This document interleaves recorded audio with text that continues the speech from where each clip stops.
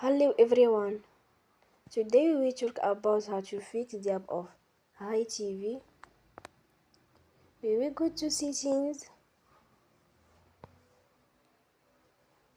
Then we click on apps. After that you will search the app HiTv and you will click.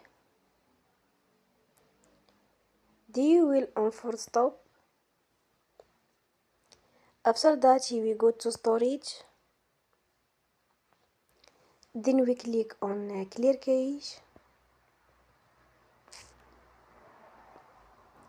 In the end, you will turn off your Wi-Fi and you will turn again.